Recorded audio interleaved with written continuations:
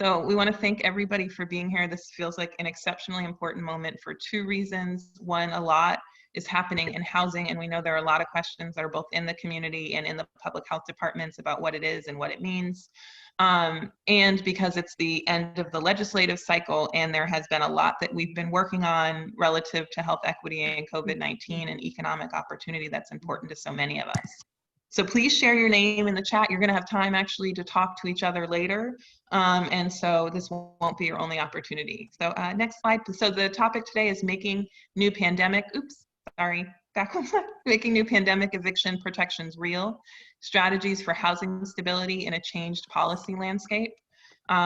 Next slide, please. Just so you know, we like to be interactive here at BARHII, and so there are a few things that when we're online make us feel like more of a community and help us know each other.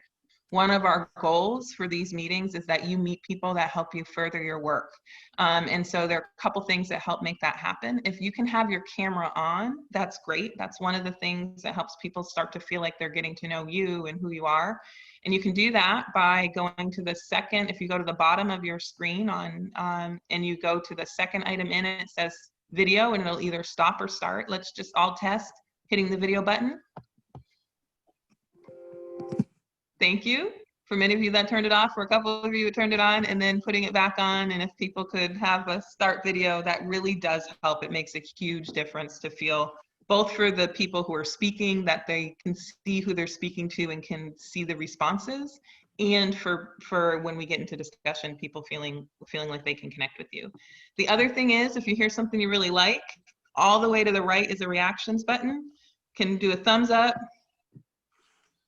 and it will stay there for a little while, just so you know. So sometimes it'll stay. I'm like, why is my thumb still up?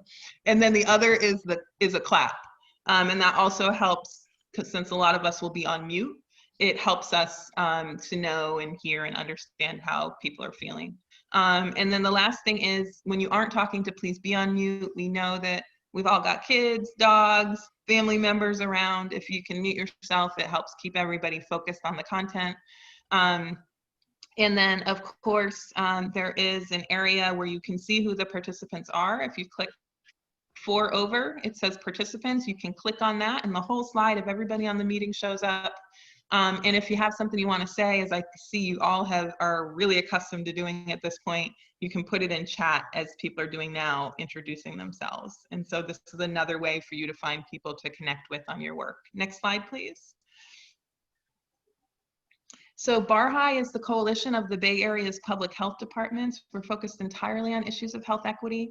And so all of the things in our living conditions and in our social conditions that are impacting our health. We care deeply about health equity, in particular for communities who have borne the brunt of health inequities and who at times are suffering from serious differences in life expectancy as a result. But we were joined in August, and we feel like what a blessing it has been to have Rise Together join us at that particular moment when there was so much work to be done.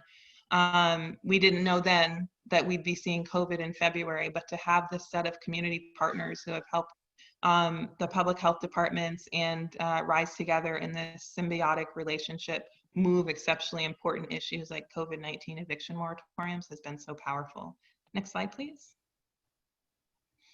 And together, we're really focused on health equity, economic opportunity, and racial justice. Next slide, please.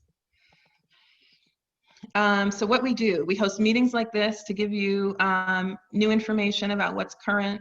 We share that information in white papers, so you've got it and can use it. If you're in government, you can use it in your staff reports and your conversations about what should be next for policy. If you're in community, you can use it in your advocacy. We do trainings, in addition to things like this, long-term 6-month cohort trainings to help move us from the intent of policy into the actual impact of equity through implementation. And we do technical assistance. So if you hear something after this meeting and you want to think about how it hits in your county or your neighborhood, you can call one of our staff people, or and Melanie Newsom, who's here, and they can help connect you into the right staff person to get very specific technical assistance, connections to others, and other kinds of things, research to help you in your particular campaign. Next slide. So we're all about helping you be in action around these issues we know are so important for health. systemic problems, systemic solutions. And so we talk a lot about things, not just at what an individual level, but what our policy systems and governments need to provide for us to be healthy. Next slide, please. And that's a picture actually of one of the community groups we do a lot of work with. That's a great picture. Thank you. And so just so you know, since shelter at home, believe it or not, through these meetings and the others, we've now seen over 1,000 people in the Bay Area in conversations about what we need to protect our health during COVID, to respond with a racial equity lens, and to make sure everybody has what they need in this time of economic downturn to be healthy and safe. And through that, through those discussions, we created a platform for COVID-19 response that includes 4 areas of support. One really focused on reopening safely and on the needs of essential workers. One very focused on the economy and the needs for stable housing in this moment so that people have the cash they need and the housing they need to be able to make ends meet in this moment. And one very focused on mental health. And each of them have had areas that we've been working on state legislative work with many of you as great partners around. And in support of the initiatives of that many people have been advancing as leads here in this room. And we have seen a few things that we just want to let you know have passed during this time. In particular, we know that about 30% of the workforce continues to go to work as essential workers during this time. And we've been working to really ensure that there's emergency paid sick leave and job protected leave to expanded to all families in California, led by a series of partners, including the California Working Families Coalition and others. And 2 bills have passed or are on the way to passing. That will be very important for that. We've also been working, that's AB 3216 and SB 1383. We've also been working with a number of elected officials to make sure that voice was really clear on the health impacts, because there was a strong business contingent in those debates, really arguing that that was more than they could provide, although we know that providing a safe place at work can mean more places can open safely without shutting back down. Some important equity gaps are still remaining in some of the local ordinances that we've been seeing. And so these are things like support for gig workers and undocumented workers to be able to afford to stay home when they're sick, which is better for themselves, their families, and their coworkers. And so that's something you'll be hearing about in future sessions. I will just say also that there are a series of local ordinances that are starting to try to fill that gap and to fill gaps on things like right to recall, so that as people have been laid off and moved back to work, we're able to make sure that people aren't discriminated against and who's brought back in terms of recall. So I think those are the most important things that are outside of housing, because all of today is about housing. And so I'm going to turn it over now to Will to have a discussion about housing. And I just want to thank you all for being here for what is a very important moment in our housing discussion. Thanks, Melissa. Hi, everybody, and welcome this morning. I'm very excited, and we're gonna get a perspective both from the state level and then local level in Contra Costa around kind of the new eviction protections and some of the gaps in those protections.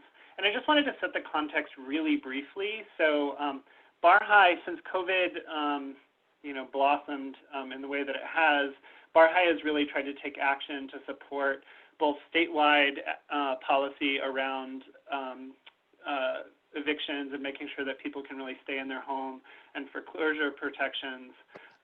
We've done that at the local level by supporting local campaigns, and we're successful. I was really excited to see, I went off on parental leave, and Beth, who's on this call, Matt, who's on this call, and then a host of community partners across the region worked towards passing and passed eviction moratorium in each of the counties in the region, which is super exciting.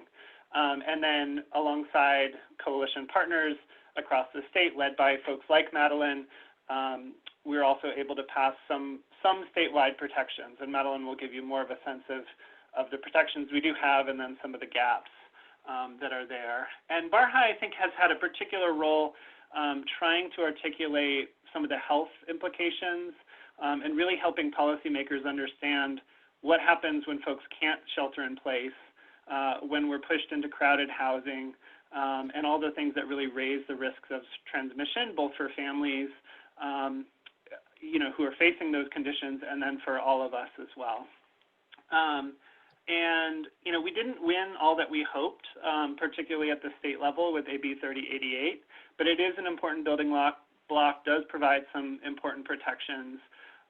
It's also super confusing. So after this passed, I dove in, I was in conversations with a bunch of experts from around the region, and a lot of us were pretty confused about what it actually meant. Right after the state legislation passed, the CDC issued an order. So now we have a layer cake of federal, state, and local protections. They all interact in strange ways. And so we really wanted to get some grounding for ourselves at BARHII about what all these new protections mean, and then what's really to do at the local level to make sure that the new rights are real, and that we strengthen them where they need strengthening. So I'm really excited to be hosting Madeline and Nicole today. We'll hear again kind of statewide, landscape level, and then down in the details of what the campaigns look like in Contra Costa County.